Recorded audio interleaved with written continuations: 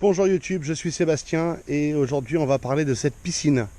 Ceux qui suivent la chaîne depuis un moment m'auront vu creuser le trou, faire la demande de permis, l'installation de la piscine, la totale. Ceux qui ne l'auront pas vu vont la découvrir là. En l'occurrence, on va pas refaire tout le process, pour ça il y a des vidéos différentes. Ici je vais vous parler de mon choix de piscine. Mon choix est simple, c'est une coque génération piscine. Elle fait 9 mètres par 4 mètres 20 par 1 mètre 50 de profondeur, 1 mètre 40 utile avec l'eau. Elle a des marches, une première marche là et une margelle. Il y a 3 buses de ce côté-là qui renvoient l'eau, 2 là et une sur le champ de la marche, 2 skimmers en face, une bombe de fond, une prise balai et un projecteur. Pourquoi j'ai pris celle-là? Parce que c'est pas tant une question d'où vient la coque, puisque c'est assez normé ça en l'occurrence, c'est une question du pisciniste. Quand j'ai voulu choisir une piscine, j'ai appelé l'ensemble des fabricants de piscines que j'ai trouvé qui faisaient un modèle qui me convenait, puisqu'il ne faut pas être figé pile sur le modèle. Et j'ai demandé le prix de la coque et de la filtration qui va avec. Sur les 15 peut-être que j'ai contacté, ou plus même, il y en a 3 ou 4 seulement qui m'ont répondu. L'un d'eux, c'était les piscines en inox, c'était beaucoup trop cher. La coque en inox de cette taille-là coûte quelque chose comme 60 ou 70 000 euros. C'est beaucoup trop cher pour ce qu'on voulait.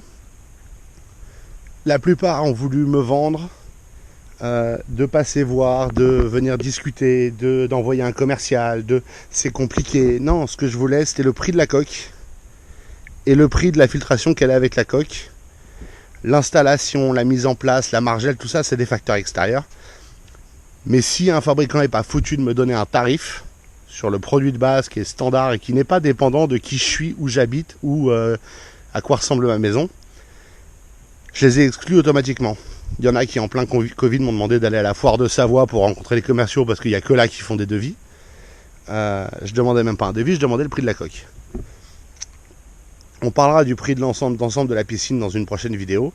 Celle-ci, c'est sur le choix et c'est comme ça que j'ai choisi. En fait, j'ai pris le pisciniste qui a répondu à mes appels, qui était en vacances à ce moment-là, qui m'a rappelé, qui m'a demandé ce que je voulais, qui m'a fait 2 devis parce qu'il y avait 2 coques possibles chez la marque que lui installe, qui m'a fait les devis, qui les a modifiés selon nos demandes pour améliorer la puissance de la pompe et de la pompe à chaleur, qui est venu voir, qui ensuite est venu voir après m'avoir donné le prix, et qui en plus, au final, a été irréprochable. Je vous parlerai de mon pisciniste et des choses à regarder et à faire attention dans une autre vidéo encore sur les travaux et sur l'installation de la piscine.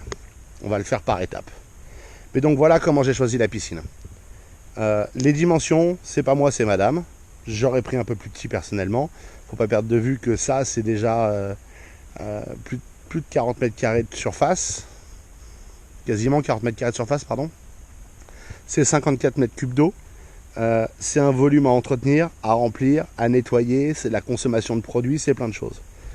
Donc, on a choisi la piscine vraiment parce qu'on voulait quelqu'un en qui on avait confiance et qui nous semblait professionnel dans sa façon de travailler. Et le résultat, c'est qu'en plus, on ne s'est pas gouré du tout. C'était impeccable.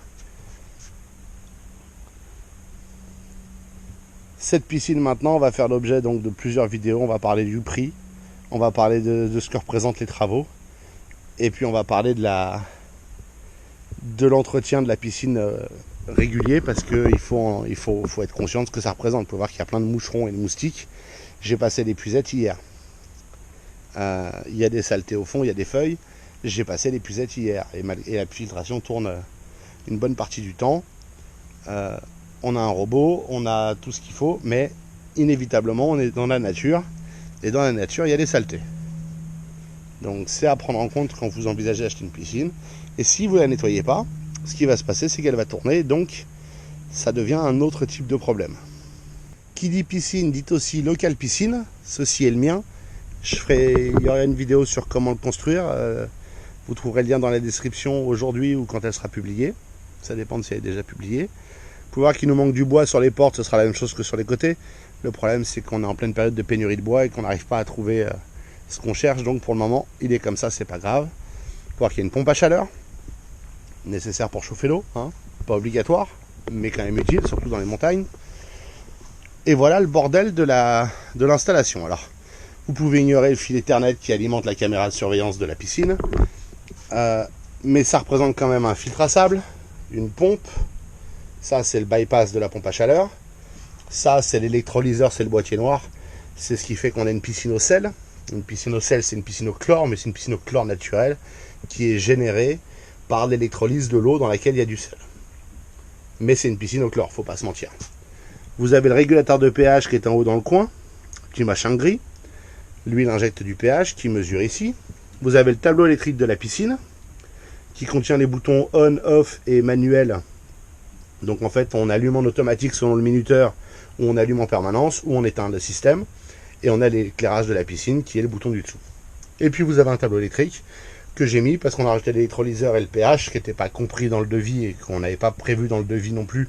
On voulait les choisir nous-mêmes. Parce que quand vous prenez un pisciniste, vous êtes plus ou moins marié au matériel du fabricant de la piscine.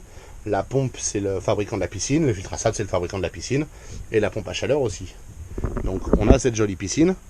Elle vient avec pompe, filtre à sable et pompe à chaleur et le petit tableau coffret piscine de la coopérative des pisciniers. Ce qui n'a aucune valeur, c'est une coopérative de rien du tout. C'est juste un petit tableau électrique avec des boutons et un sticker dessus. Il a aussi fallu donc, pour avoir ça, amener l'électricité. Donc on a fait une jolie tranchée qui amène l'électricité depuis la maison. Hein. Ça fait une petite distance, il faut le prévoir. Et tout ça nécessite de l'entretien. La pompe, il faut nettoyer le bac qui est dedans, je l'ai fait hier aussi. Les skimmers pareil. Le gros bidon, c'est le pH- qui est alimenté par le régulateur de pH. Vous pouvez voir qu'en un mois et demi, environ 2 mois, on a bouffé un demi-bidon. Hein. C'est pas la fin du monde, il aurait fallu le mettre de toute façon, mais c'est un coût récurrent d'entretien. Mais donc, si vous pensez piscine, pensez aussi local piscine. Nous, on l'a fait assez grand, il fait 8 mètres, il fait 8 mètres carrés intérieur. C'est ça, hein, 2 par 4. Oui. Oui, il fait 8 mètres carrés intérieur. On l'a fait bas parce qu'on avait le paysage derrière et on voulait pas le perdre. Ça a été une gentille galère, vous verrez ça sur les vidéos de la chaîne. Mais il faut le prévoir aussi. Il pourrait faire la moitié de cette taille et il y aurait la place de tout mettre. On l'a fait plus grand parce qu'il y a des bouées, il y a des licornes et il y a d'autres joyeusetés qui vont avec. Mais donc à prendre en compte quand vous réfléchissez à quelle piscine vous voulez, prenez en compte qu'il vous faut au moins 4 mètres carrés de local piscine pour aller avec. Si on avait mis une nage à contre-courant, ce que je regrette un peu de ne pas avoir mis mais qui peut se rajouter après, on aurait une énorme pompe en plus là qui fait nage à contre-courant. Donc 4 mètres carrés devient le strict minimum. La pompe à chaleur, elle est toujours à l'extérieur du local. On ne peut pas la mettre dedans, puisqu'elle aspire de l'air, elle souffle de l'air. Elle est à l'extérieur, donc il ne faut pas le perdre de vue et il faut prévoir la place pour ça aussi. Sachant que si vous avez des plantes là, elles vont mourir avec le souffle de la pompe. Et ça, c'est toute la plomberie qui vient du sol. Alors on a choisi de ne pas l'intégrer dans la dalle béton, parce que je voulais pouvoir la sortir si j'avais besoin. La tranchée est ici, en fait elle arrive ici et ça rentre là. Et je voulais pouvoir accéder à la plomberie si besoin. Là elle est prise dans un peu de béton, mais c'est un petit bout que j'ai rajouté pour avoir plus de place pour pompe à chaleur, c'est rien de méchant. Et puis de l'autre côté, on a un trop-plein qui va ressortir là-bas, qui passe là, qui passe dans le mur, qui est le trop-plein qui est pris dans les skimmers. Donc tout ça c'est l'installation de base de la piscine. La seule chose facultative, c'est de avoir la pompe à chaleur, l'électrolyseur, le régulateur de pH. Vous pouvez soit le faire automatiquement comme on l'a fait, soit vous pouvez le faire manuellement, mais gérer le pH et le chlore tout seul. Avec des galettes, c'est tout simple. Ça offre un peu plus de tranquillité et de souplesse dans l'entretien de la piscine. Voici pour cette intro sur la piscine. On va reparler des détails, je vous parlerai de mon pisciniste, des choses à regarder qui sont valables pour tout entrepreneur dans le fond quand on fait des travaux chez soi. Et je vais vous parler du prix de la piscine détaillé, ligne par ligne. Et vous connaîtrez le coût exact de cette piscine dans une prochaine vidéo. Je vous remercie d'avoir regardé cette vidéo, j'espère qu'elle vous aura intéressé et vous aura été utile.